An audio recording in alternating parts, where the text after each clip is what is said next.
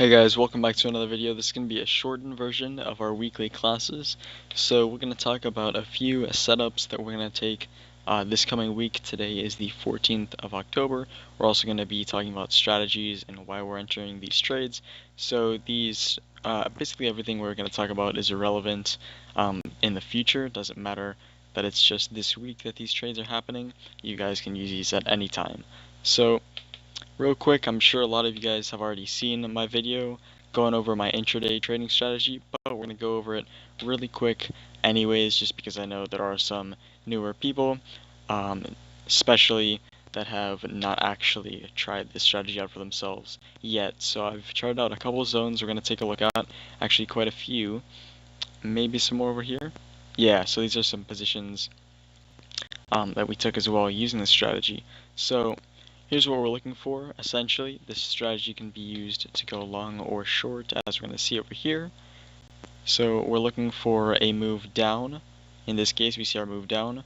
Doesn't have to be a low of day, but a low of day would be pretty nice because we're just looking for a reversal. We're looking to take a reversal off the low. So we got a pretty nice move down here. We found our resistance when this candle closed, and with a similar close to this previous one, and we found our support based off these four candles closing as well. Actually, this last one just opening right there at support. So as soon as we had a confirmed zone, we went ahead and entered right here, went long here on this breakout. We confirmed the breakout because it's a move, an open above consolidation, and here's what it's gonna look like. We're gonna go long at that open with a stop loss below our zone. You can do one of two things. You can do a stop loss below the zone, or a stop loss for even lower. You could do it below the move. I wouldn't do that unless it's a low of day situation where, let's say, you went long here. You could then put the stop loss down here for a low of day. The only reason why most people wouldn't do that is just because you're going to lose more if you do get stopped out. But it could be, I mean, if you're comfortable losing a little more, it could be worth it because you never know when it'll cut back into the zone. So we go along here off the breakout, stop loss below our zone, and we're going to take profit at each level we see. So the very first one is going to be just about here. So this is going to be a very, very, very tight trim. And that's only because we're seeing some pushes from this area. So we're going to take profit anywhere. I'd say anywhere from here to here. You're going to take, let's say you're trading 10 contracts. You want to take maybe 4 off, and in profit, of course. And once you take your first trim, go ahead and raise your stop loss to break even. That way you cannot lose money on the trade. Now, in this case, it would have hit our second profit target because, as we can see, we've got another area where we got pushed back right there, another level to take profit at. So we would have taken 8 out of 10 contracts, leaving 2 as runners to then go and hit either our third level right here or a high of day. Either one would be great, but in this case we did get stopped out with this massive move down. So profitable trade, but not all profit targets were hit. Now, similar to this one, we had our breakout off of a low. We're going to set our stop loss below the zone. Actually, in this case, you might even want to set it, like we talked about before, to be a low of day. And then you're going to go, profit target 1 is going to be right here at this level. Profit target 2 is going to be probably around here. Maybe you could go a little higher up here. And that's already a 2-to-1 risk to reward ratio.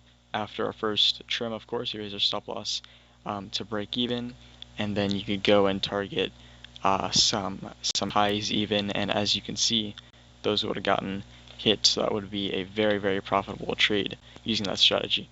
Now, I have not used this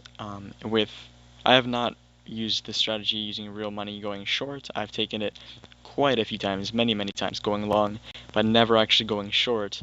However, I have paper traded it many times, and I will say it still works pretty well. I've just noticed personally it's going to work much better, much more accurately going long than going short. I'm not exactly sure why that is. It's just something I've noticed, so I don't really trade this a whole lot going short with my own money. So with that being said, very similar. Stop loss, let's say, for a high of day. I'd encourage a high of day because it's going to need a lot of volume instead of just doing right at this, right above consolidation. So stop loss at the high of day and taking profit at level 1 right here, level 2 probably right here, and level 3, which would probably be down here. As you can see, we did have a little move back up, but then we ended up hitting our third profit target. So very, very nice strategy. Works very well, very consistently. And let's take a look at one more before we go on to our next topic. So this was over here on Tesla. I actually alerted this position, and we would go long off this breakout. This would be a low of day, and so we're going to go down here and put our stop loss below, or you could also do a little tighter. I personally would do it at this low of day if I was trading a low of day on Tesla. That would, again, need a lot of volume so to stop you out. So then we're going to set our first profit target to be over here, first level, right? We can see our resistance, and that would have hit. We would raise our stop loss to break even. Actually, we almost got stopped out. I personally thought I was going to get stopped out, but then you're going to, I mean, it just worked out well. Then you're going to go to this second level right here, and third. On this one, it's a little hard to say. There's a whole lot of chop going on. I'd probably end up taking full profit right here. So assuming that you guys are trading futures, like maybe you're trading Apex or Top Step to try and get funded, almost any of these trades would have passed your challenge in just one trade. And that includes you trimming, like not holding all your contracts for more risk, which of course if you held those, you would have passed your challenge and made a whole lot extra. And that's not even the full move, right? We usually just take it to the beginning of the move. So in this case, we did have more room. It did end up hitting, but the overall move we're trading is this move down here. So that's where we're aiming to hit. I guess I could show you guys as well. Down here, we do end up making a nice move to the beginning, and here we do end up making a nice move to the beginning. That's another thing I've noticed happens a whole lot. So very nice strategy. I've been using it for a while, and for the most part, it's just been profits. I've seen probably by now 10 to 15 people that I trade with use it and also make money with it, and so I'm very comfortable to continue using it myself. Next, we're going to talk about, if you guys saw these little things below, we're going to talk about some earnings coming up. So this week we finally have another big set of earnings data coming out, long awaited. So we've got quite a few to talk about.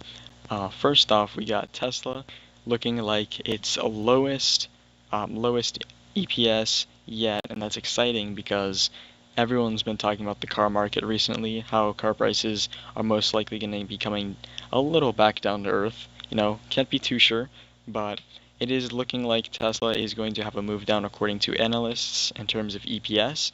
So I'm going to look for some short positions. If we go over here to Tesla on the 4-hour, let me make it auto. So let's go all the way over here. We can see it is pretty overextended on the year. In terms of the last year, we can see it's pretty high up.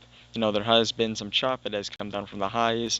We had this healthy pullback, but I still definitely think that there's room for a big move down. So I'm going to look for short positions on Tesla coming up to earnings and then possibly through earnings. Next up, we got Procter & Gamble. I believe that ticker is PGR, but I might be wrong. That's Progressive. What's Procter & Gamble? They're PG.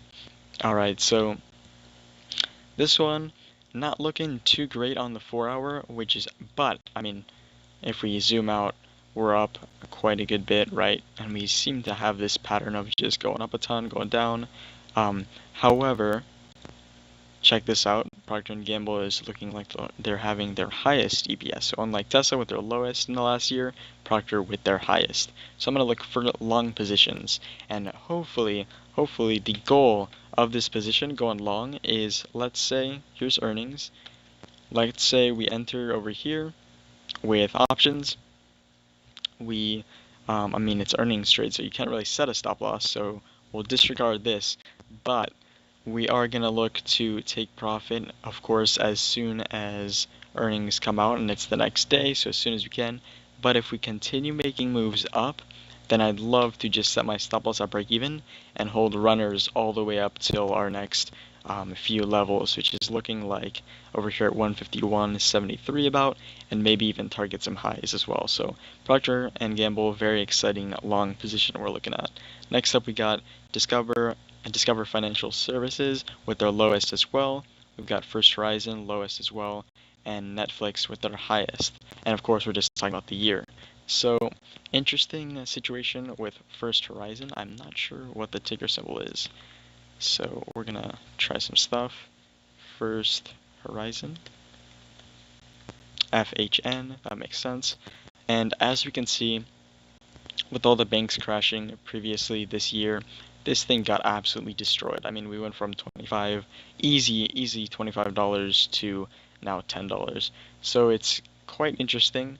We haven't seen a whole lot of moves with earnings. So like here, not a whole lot. We just went down a tiny bit. Here, not a whole lot as well. Basically went up, came back down, and so this earnings, seeing that it's the worst one we're expecting yet, we could see a pretty big move down, because none of these massive moves were related to earnings, which I think is very interesting. It's just because of interest rates and banks getting destroyed. So then we got Discover Financial Services as well. DFS maybe? Yeah, that's it. Alright, and so another interesting one, because we are actually looking for a low, and we already are low. So that is a bit of a problem, but we can see with their last earnings, there's a massive move down. This one, massive move down, and we tend to have pretty big moves for earnings. So we'll see, maybe we can catch a nice big move.